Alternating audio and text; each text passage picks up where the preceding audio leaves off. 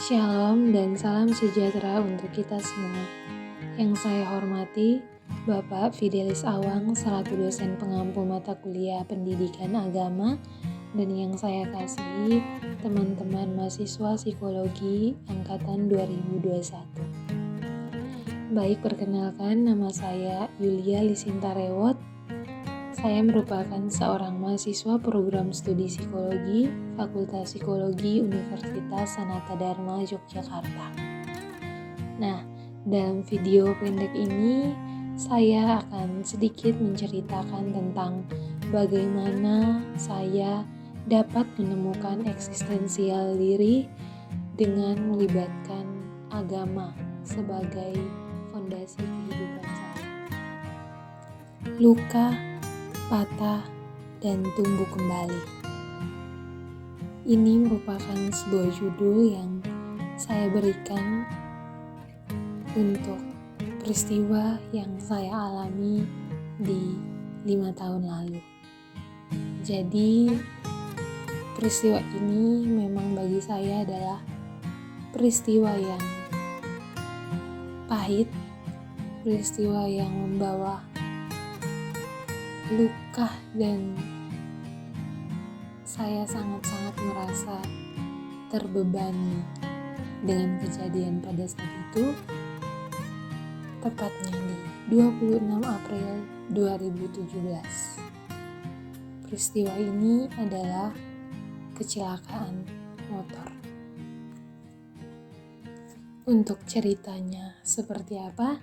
Mari kita simak bersama-sama. 26 April 2017, waktu di mana saya mengalami kecelakaan hebat. Malam itu, sekitar pukul 20:35 waktu Indonesia Tengah, saya mengalami kecelakaan motor bersama dengan sepupu saya, yang diakibatkan karena menabrak seekor anjing. Pada saat terjadinya kecelakaan tersebut, kami berdua terseret bersama dengan sepeda motor di aspal. Dan yang terburuknya, saya terpental sejauh 1 atau 2 meter dan kepala saya membentur trotoar. Seluruh tubuh saya sudah banyak dipenuhi oleh darah. Sekitar 3 menit setelah kami terpental ke aspal, sepupu saya yang masih sadar, dia menghampiri saya. Kemudian dia mencoba untuk membangunkan saya dan membawa saya ke tepian jalan. Di situ, saya yang dalam keadaan lemas dan tak berdaya, saya berusaha bangun dan berjalan pelan-pelan ke tepian jalan. Saya kemudian duduk ke trotoar, tetapi pada saat itu saya merasa ada yang ganjal di dalam mulut saya. Nah, saya mencoba untuk meraba mulut saya dan ternyata saya memuntahkan darah yang begitu banyak dari dalam mulut saya. Dikarenakan darah yang begitu banyak, saya akhirnya pingsan. Kemudian, ada satu mobil yang melintas di jalan tersebut dan untungnya mobil itu melihat kami. Pengemudinya kemudian menghentikan mobil dan turun dari dalam mobil lalu menghampiri kami. Di situ dia membantu kami dan membawa kami dengan mobilnya ke UGD terdekat. Nah, saya yang masih dalam keadaan pingsan, tiba-tiba saya terbangun dari pingsan dan saya sadar kalau saya bukan lagi di jalan, tetapi saya sudah berada di ruang rawat inap. Pada saat itu, di dalam ruangan tidak ada siapa-siapa yang menemani saya. Yang saya lihat adalah hanya sepupu saya yang terbaring juga di tempat tidur, dan ada satu orang suster yang lagi lalu lalang membawa obat-obatan menuju saya. Perawat tersebut kemudian menghampiri kami dan membersihkan luka-luka kami serta mengobatinya dengan obat-obatan yang dia bawa. Namun, dari saya dan sepupu saya yang mengalami kecelakaan, saya yang paling mendapatkan perawatan yang lebih intens daripada sepupu saya. Dikarenakan saya memiliki luka di sekujur tubuh yang jauh lebih parah dibandingkan dengan sepupu saya. Kurang lebih 1 jam kami diobati oleh perawat. Kami kemudian diperbolehkan pulang dan disarankan untuk dirawat saja di rumah. Namun kata dokter, kami masih harus tetap ke UGD untuk check up dalam setiap 2 hari sekali. Setibanya saya di rumah, saya dibopong oleh kakak saya dari mobil menuju ke kamar dan dia membaringkan saya di atas tempat tidur. Pada saat saya terbaring di atas tempat tidur, saya kemudian melihat kondisi tubuh saya yang begitu sangat parah dan saya baru menyadari bahwa kondisi tubuh bagian kanan ini memang bisa dikatakan mati total. Karena pada saat itu saya tidak bisa bergerak sama sekali. Yang saya bisa gerakan adalah bagian kiri. Sekitar 2 minggu, saya hanya bisa berbaring di atas tempat tidur tanpa bisa bangun dan berjalan. Makanan yang saya konsumsi pada saat itu hanyalah bubur, putih telur, dan juga saya mengkonsumsi obat-obatan yang diresepkan dokter, dan saya hanya bisa meminum air mineral. Pada saat itu saya sangat cukup kesulitan dalam hal makan dan minum, karena terdapat luka sobekan pada bibir yang membuat saya merasa perih ketika bibir saya itu disentuh oleh makanan ataupun minuman. Nah, di saat saya mengalami peristiwa yang cukup parah ini dan membuat saya hanya bisa berbaring di atas tempat tidur, sosok inilah yang merawat dan terus merawat saya dengan sabar sampai pada tahap pemulihan dan akhirnya saya bisa sembuh total.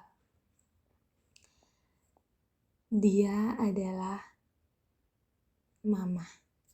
Di tengah kesibukannya, dia selalu menyempatkan diri untuk menemani saya, bukan hanya dalam hal memberi makan dan mengobati luka, tetapi yang paling menyentuh adalah bahwa dia selalu menyempatkan waktu untuk membacakan firman dan berdoa bersama saya di tempat tidur.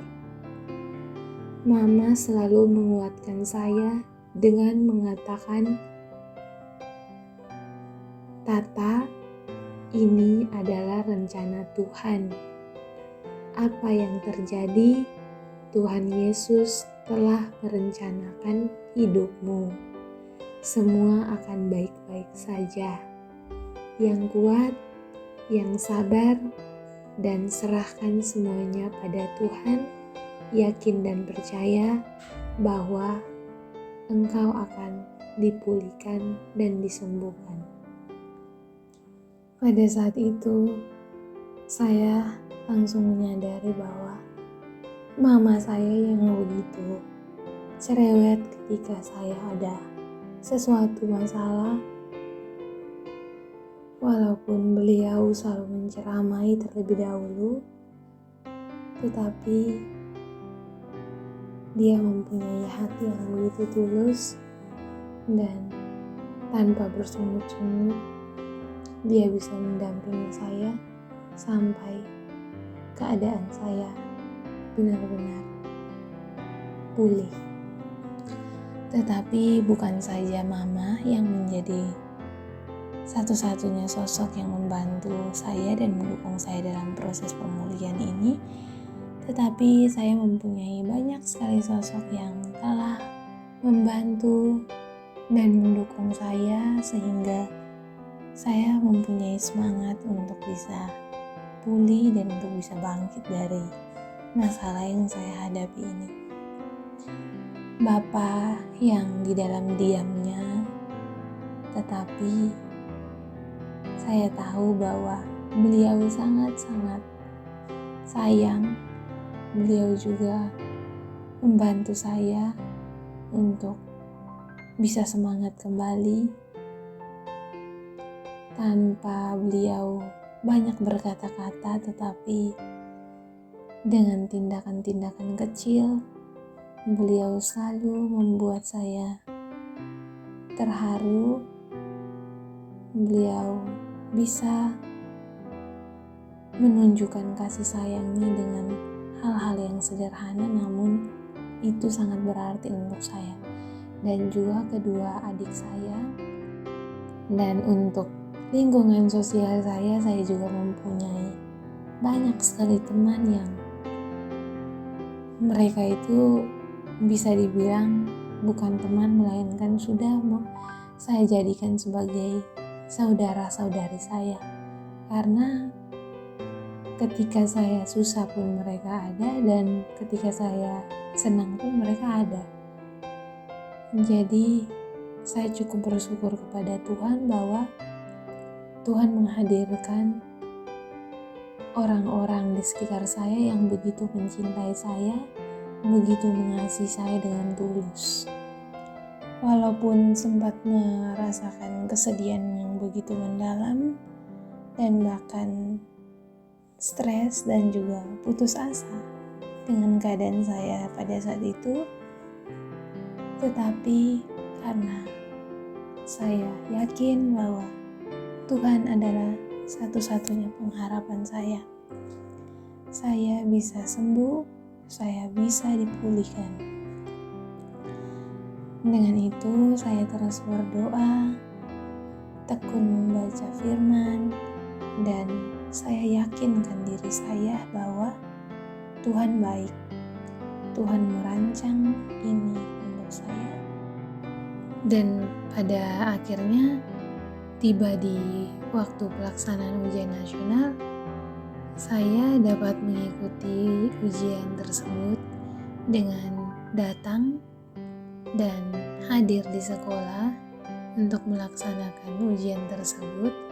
Namun di hari pertama dan hari kedua itu saya masih mengikuti ujian dalam keadaan terbaring di atas matras.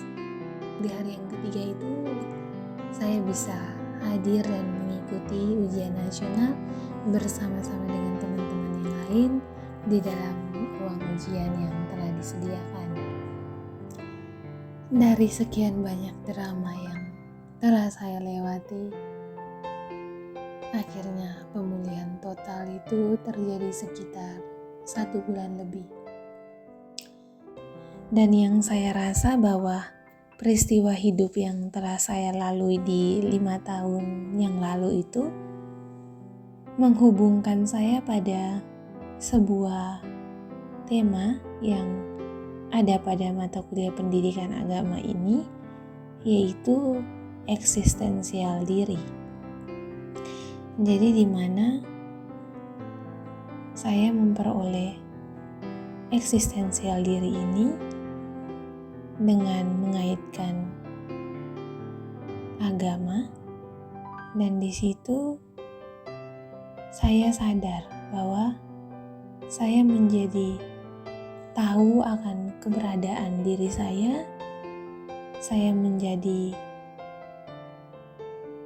paham akan kesadaran pada diri saya, dan saya tahu siapa diri saya sebenarnya, apa tujuan hidup saya, apakah saya memiliki kebebasan ataupun Apakah keberadaan saya berarti bagi lingkungan sekitar saya? Saya memperoleh pemulihan yang begitu luar biasa. Banyak sekali berkat yang saya terima dari Tuhan yang tidak saya kira bahwa saya akan memperoleh berkat itu. Semua yang saya doakan dan saya yakini dengan iman yang penuh, Tuhan jawab. Terima kasih. Sekian dari saya. Tuhan memberkati.